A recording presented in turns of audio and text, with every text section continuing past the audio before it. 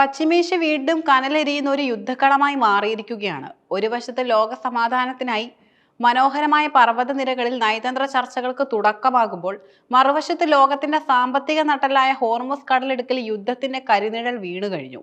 അമേരിക്കയും ഇറാനും തമ്മിലുള്ള കടുത്ത വാക്പോരും ലെബനനിൽ ഇസ്രയേൽ നടത്തുന്ന മാരകമായ വ്യോമാക്രമണങ്ങളും ഈ മേഖലയെ മറ്റൊരു വൻ യുദ്ധത്തിന്റെ അരികിലേക്ക് എത്തിച്ചിരിക്കുന്നു. ആഗോള ഊർജ്ജ വിപണിയെയും സാമ്പത്തിക ഭദ്രതയും ഒരുപോലെ ബാധിക്കുന്ന ഈ പ്രതിസന്ധിക്ക് പിന്നിൽ പതിറ്റാണ്ടുകളുടെ രാഷ്ട്രീയ താൽപര്യങ്ങളും ആണവ തർക്കങ്ങളും ഒളിഞ്ഞിരിപ്പുണ്ട്. അമേരിക്കയും ഇറാനും തമ്മിൽ നിലനിന്നിരുന്ന താൽക്കാലിക ശാന്തത തകിടം മറിഞ്ഞത് ഈ അടുത്ത ദിവസങ്ങളിൽ ലെബനിലുണ്ടായ വ്യോമാക്രമണങ്ങളോടെയാണ്.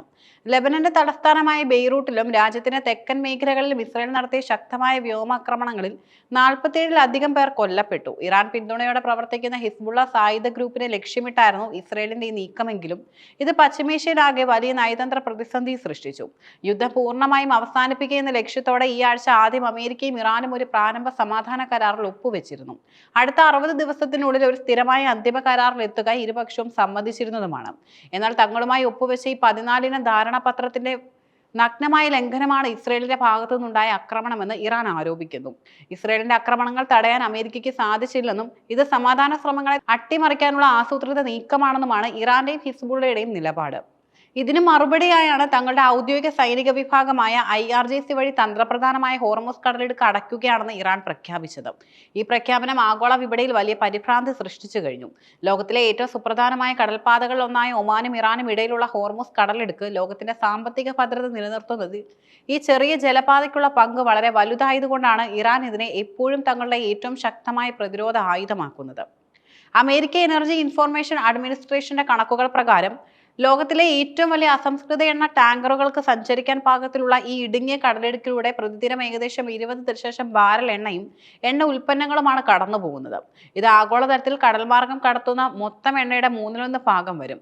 പ്രതിവർഷം ഏകദേശം $600 ബില്യൺ ഊർജ്ജ വ്യാപാരമാണ് ഈ പാതയിലൂടെ നടക്കുന്നത്. ചൈന, ഇന്ത്യ, ജപ്പാൻ, ദക്ഷിണ കൊറിയ തുടങ്ങിയ ഏഷ്യൻ രാജ്യങ്ങളിലേക്കുള്ള എണ്ണയുടെ വലിയൊരു പങ്കും ഈ വഴിയിലൂടെയാണ് കടന്നു പോകുന്നത്. മുൻപും യുദ്ധസമാനമായ സാഹചര്യങ്ങൾ ഉണ്ടായപ്പോൾ ഇറാൻ ഈ പാത തടഞ്ഞിട്ടുണ്ട്. അപ്പോഴൊക്കെ ആഗോള വിപണിയിൽ എണ്ണവില കുതിച്ചുയരുകയും ആഗോള സാമ്പത്തിക രംഗം മന്ദഗതിയിലാവുകയും ചെയ്തിരുന്നു. എന്നാൽ ഇറാൻ കടലിടുക്ക് അടച്ചിട്ടതായി പ്രഖ്യാപിച്ചെങ്കിലും നിലവിൽ കപ്പൽ ഗതാഗതം തടസ്സപ്പെട്ടിട്ടില്ലെന്നാണ് അമേരിക്കൻ സെൻട്രൽ കമാൻഡ് വ്യക്തമാക്കുന്നത്. തങ്ങളുടെ ശക്തമായ നിരീക്ഷണത്തിൽ ഒരൊറ്റ ദിവസം തന്നെ 55 വാണിജ്യ കപ്പലുകൾ 17 ദശലക്ഷത്തിലധികം ബാരൽ എണ്ണയുമായി ഇതിലൂടെ സുരക്ഷിതമായി കടന്നുപോയിരുന്നതായി അവർ ചൂണ്ടിക്കാണിക്കുന്നു. ഗതാഗത തടസ്സമില്ലാതെ തുടരുന്നുവെന്ന് ഉറപ്പുവരുത്താൻ അമേരിക്കൻ സൈന്യം പ്രദേശത്ത് നിരീക്ഷണം ശക്തമാക്കിയിട്ടുണ്ട്. ഹോർമുസ് കടലിടുക്കിൽ യുദ്ധപ്രീതി നിലനിൽക്കുമ്പോഴും ഇരു രാജ്യങ്ങളും തമ്മിലുള്ള ഉന്നതതല ചർച്ചകൾക്ക് മനോഹരമായ ബെർഗൺസ്റ്റോക്ക് റിസോർട്ടിൽ തുടക്കമായിട്ടുണ്ട്. ഇറാന്റെ ആണവ പ്രശ്നത്തിനും ലെബനിലെ വെടിനിർത്തൽ വിഷയത്തിലും പുരോഗതി ഉണ്ടാക്കുകയാണ് ഈ ചർച്ചകളുടെ പ്രധാന ലക്ഷ്യം. ഈ സമാധാന ശ്രമങ്ങളിൽ ഏറ്റവും ശ്രദ്ധേയമായ കാര്യം അതിൽ പാകിസ്ഥാൻ വഹിക്കുന്ന മധ്യസ്ഥ പങ്കാണ്. അമേരിക്കയും ഇറാനും തമ്മിലുള്ള ഇസ്ലാമാബാദ് ധാരണാപത്രം സാധ്യമാക്കിയതിൽ പാകിസ്ഥാന്റെ മുൻകാല ഇടപെടലുകൾ വളരെ വലുതായിരുന്നുവെന്നാണ് അവരുടെ അവകാശവാദം. പശ്ചിമേഷ്യയിലെ സൗദി അറേബ്യ ഇറാൻ ബന്ധം പുനഃസ്ഥാപിക്കുന്നതിന് മുൻപ് പാകിസ്ഥാൻ സമാനമായ പങ്കുവഹിച്ചിരുന്നു. ഈ പുതിയ റൗണ്ട് ചർച്ചകൾക്കായി ഇരു രാജ്യങ്ങളിലെ ഉന്നത ഉദ്യോഗസ്ഥർക്കൊപ്പം പാകിസ്ഥാൻ പ്രധാനമന്ത്രി ഷഹബാസ് ഷെരീഫും പാക് സായുധ സേനാ മേധാവി ഫീൽഡ് മാർഷൽ അസീം മുനീറും നേരിട്ടാണ് എത്തിയിരുന്നത്. ചർച്ചയുടെ പ്രാധാന്യം വ്യക്തമാക്കുന്നതാണ് ഇരുവശത്തു നിന്നും പങ്കെടുത്ത പ്രതിനിധികളുടെ പട്ടിക. അമേരിക്കൻ പ്രതിനിധികൾ വൈസ് പ്രസിഡന്റ് JD വാൻസ്, പ്രത്യേക പ്രതിനിധി സ്റ്റീവ് വിറ്റ്കോഫ്, ജാരഡ് കുഷ്ണർ, ഇറാനി പ്രതിനിധികൾ parliament speaker Mohammad Bagher Ghalibaf, വിദേശകാര്യമന്ത്രി അബ്ബാസ് അരാഗ്ചി. ചർച്ചകൾക്കായി പുറപ്പെടുന്നതിന് മുൻപ് American vice president JD Vance മാധ്യമങ്ങളോട് പറഞ്ഞത് ഇസ്രയേലും ലെബനനും തമ്മിലുള്ള സംഘർഷങ്ങൾ മെച്ചപ്പെടുന്നുണ്ടെന്നാണ്. എന്നാൽ ഭൂമിശാസ്ത്രപരമായ യാഥാർത്ഥ്യങ്ങൾ ഇപ്പോഴും സങ്കീർണമാണ്. തങ്ങളുടെ സൈന്യത്തെ ലെബനനിൽ നിന്നും പിൻവലിക്കാൻ ഇസ്രയേൽ തയ്യാറായിട്ടുമില്ല. ഹിസ്ബുള്ളയുമായുള്ള തങ്ങളുടെ പോരാട്ടം ഇറാനുമായുള്ള കരാറിന്റെ ഭാഗമല്ലെന്നാണ് ഇസ്രയേലിന്റെ വാദം. അതേസമയം ലെബനിലെ ഇസ്രയേൽ അധിനിവേശം അവസാനിപ്പിക്കാൻ US സമ്മർദ്ദം ചെലുത്തുമെന്ന ആവശ്യത്തിൽ ഇറാൻ ഉറച്ചു നിൽക്കുന്നു.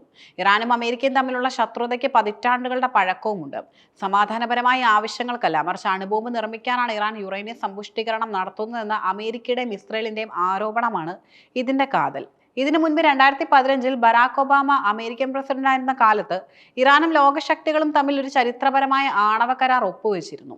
ഇറാന്റെ ആണവ പദ്ധതികൾക്ക് കർശന നിയന്ത്രണം ഏർപ്പെടുത്തുന്നതിന് പകരം അവരുടെ മേലുള്ള സാമ്പത്തിക ഉപരോധങ്ങൾ നീക്കുക എന്നതായിരുന്നു ആ കരാർ. എന്നാൽ 2018 ഡൊണാൾഡ് ട്രംപ് ഈ കരാർ ഏകപക്ഷീയമായി റദ്ദാക്കുകയും ഇറാനുമേൽ വീണ്ടും കടുത്ത സാമ്പത്തിക ഉപരോധങ്ങൾ ഏർപ്പെടുത്തുകയും ചെയ്തു. ഇതോടെ ഇറാന്റെ സാമ്പത്തിക രംഗം, പ്രത്യേകിച്ച് എണ്ണ വ്യാപാരം പൂർണ്ണമായും പ്രതിസന്ധിയിലായി. അമേരിക്ക കരാറിൽ നിന്ന് പിന്മാറിയതോടെ ഇറാൻ കരാറിലെ വ്യവസ്ഥകളിൽ നിന്ന് പടിപടിയായി പിന്മാറുകയും യുറേനിയം സമ്പുഷ്ടീകരണത്തിന്റെ തോത് വർദ്ധിപ്പിക്കുകയും അന്താരാഷ്ട്ര ആണവോർജ്ജ ഏജൻസിയുടെ പരിശോധനകൾക്ക് നിയന്ത്രണം ഏർപ്പെടുത്തുകയും ചെയ്തു. ഈ ആണവ തർക്കം കേവലം ഒരു സാങ്കേതിക പ്രശ്നമല്ല, മറിച്ച് ലെബനിലെ ഹിസ്ബുള്ള, ഗാസയിലെ ഹമാസ് തുടങ്ങിയ സായുധ ഗ്രൂപ്പുകൾക്ക് ഇറാൻ നൽകുന്ന പിന്തുണയും ഇസ്രയേലുമായി ഇവർ നടത്തുന്ന യുദ്ധങ്ങളും ഈ പ്രതിസന്ധി എപ്പോഴും സങ്കീർണമാക്കുന്നു. ഇനി നടക്കുന്ന ഈ ചർച്ചകൾ ഒരു അന്തിമ കരാറല്ല, മറിച്ച് വരും ദിവസങ്ങളിൽ ഇരു രാജ്യങ്ങളുടെയും പ്രസിഡന്റുമാർ ഒപ്പുവെക്കേണ്ട സമഗ്രമായ കരാറിലുള്ള ഒരു കൃത്യമായ രൂപരേഖ അടുത്ത 60 ദിവസത്തിനുള്ളിൽ തയ്യാറാക്കുക എന്നതാണ് ഈ ഉച്ചകോടിയുടെ ലക്ഷ്യം. തങ്ങളുടെ പരമാധികാരവും പ്രാദേശിക സ്വാധീനവും വിട്ടുവീഴ്ച ചെയ്യാതെ ഇറാൻ നടത്തുന്ന പ്രതിരോധവും തങ്ങളുടെ സഖ്യകക്ഷിയായി ഇസ്രയേലിനെ സംരക്ഷിച്ചുകൊണ്ട് ആഗോള സാമ്പത്തിക ഭദ്രത നിലനിർത്താൻ അമേരിക്ക നടത്തുന്ന നയതന്ത്ര നീക്കങ്ങളും തമ്മിലുള്ള കടുത്ത പോരാട്ടത്തിലാണ് ലോകം ഇപ്പോൾ സാക്ഷ്യം വഹിക്കുന്നത്. വരും ദിവസങ്ങളിൽ പുറത്തുവരുന്ന വാർത്തകൾ പശ്ചിമേഷ്യയുടെ ഭാവി മാത്രമല്ല, ലോകത്തിന്റെ ഊർജ്ജ വിപണിയുടെ സുരക്ഷിതത്വം നിർണ്ണയിക്കുന്നവയായിരിക്കും.